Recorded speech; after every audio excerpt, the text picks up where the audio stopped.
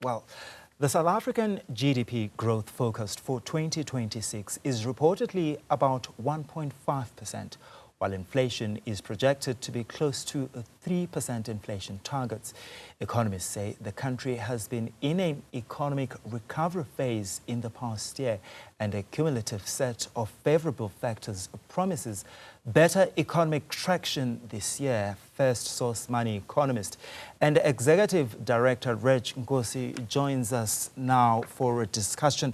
Redge, thank you so much for your time. I mean, one of the major news economic-wise that came in today, this afternoon, was the petrol price or fuel price decrease next week. Is this the sign of things to come this year when we look at the economy?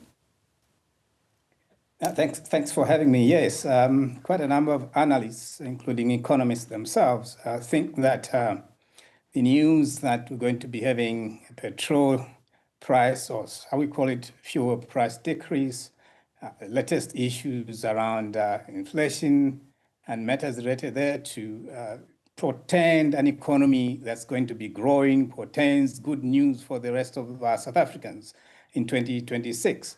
I think it's justified if that is the understanding, but I think from careful economists, such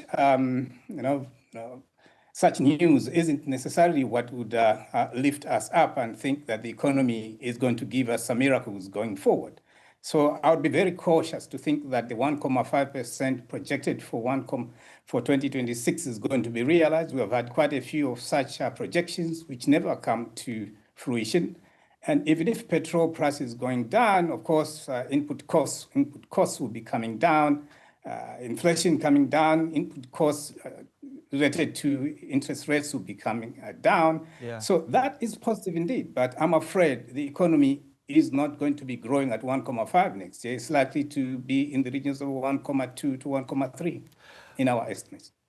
Okay, so when the fuel price goes down, we expect, food prices and goods prices to go down. So you're saying we're not likely to see any improvement?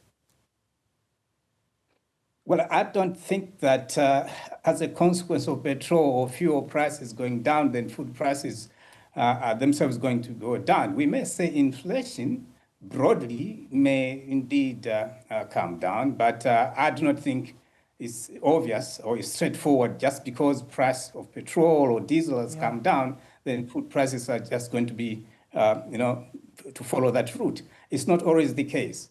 But nonetheless, broadly speaking, wherever the input costs come down, it should portend an economy that enjoys stability in terms of costs without having to increase.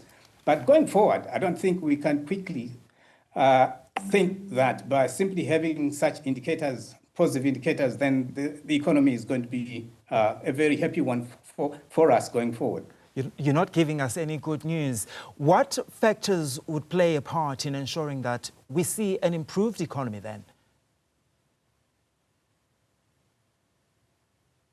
Firstly, economists the country over are looking at what is happening with the rand, which is strengthening. That's very good. And I think it is possible, therefore, that if the rand is strengthening, inflation itself may come down because food prices may not rise as much as they should. And other people think that because the Vulindlela reform program from the presidency or government is almost 90% done, then quite frankly, the economy also is going to do so. But you see, what they forget, quite frankly, is that the economy doesn't necessarily grow as much as it should as a consequence of the reforms that have been championed by this government. Yeah. The world over, evidence doesn't tell us that. And why we continue to think that just because Vulindlela reforms are going so fast and in our favor, then the economy is going to grow. It's not the case. I think there are other factors which are fundamental to a growth of the economy, which I'm afraid the South African government, the Reserve Bank, Treasury, and the presidency mostly do not really touch on those aspects which are so crucial for the economy to grow. There have been suggestions that the GNU and its stability is critical for the country's economic performance. I want to hear your take on this. That's a political talk. It's a political talk as it was at the beginning, and business people continue to think, because those are the persons who essentially forced the GNU onto the ANC and the country. They think, well, that is it. It's actually one of those stories, actually, that are told right across the country with a view to convincing the public. But economics doesn't work like that. Yeah. Economics works on factors that are essential to what an economy is supposed to grow. And until we work on those ones, the rest of the political talk that we have is just political talk, and it's unhelpful. We can't see the economy growing because of the GNU. GNU hasn't given us anything. There's no stability in the first place. The fundamentals that make an economy stable are completely out of place, in my view, going forward. So we should expect something else, not the good noise that people are throwing all around here, which is actually not good noise. What does an improved South African economy look like? Or how would it look like for an ordinary South African, for a South African who gets up every morning and go to work, but also for a South African who is struggling to find a job? The first issue is investment in the economy itself by government. Our government is not investing in the economy, and the private sector itself is not investing in the economy. Well, there are stories that there's about 500 billion rands of investment in this economy, but we haven't seen that translate into jobs at all. So that investment, quite frankly, is not the type of investment South Africa is looking for. There should be massive investment, what we call capital accumulation in the economy, labor accumulation in the economy, not the total factor productivity that the South African government is focusing on. Yeah. All these reforms are part of what we call the efficiencies of an economy. An economy has to run. The economy doesn't just grow because of efficiencies.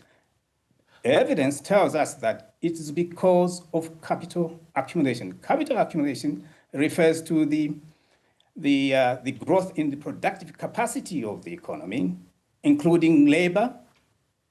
And those two are fundamental. Unless those begin to grow, like labor absorption has to continue to improve, and capital accumulation has to improve.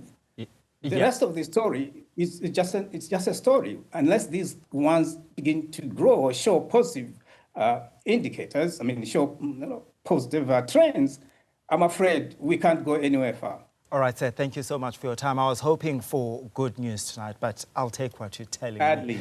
All right. It's just news in the newspaper. Sorry. All right, thank you so much for your time. That was Firstsource Money economist and Executive Director Redge Nkosi.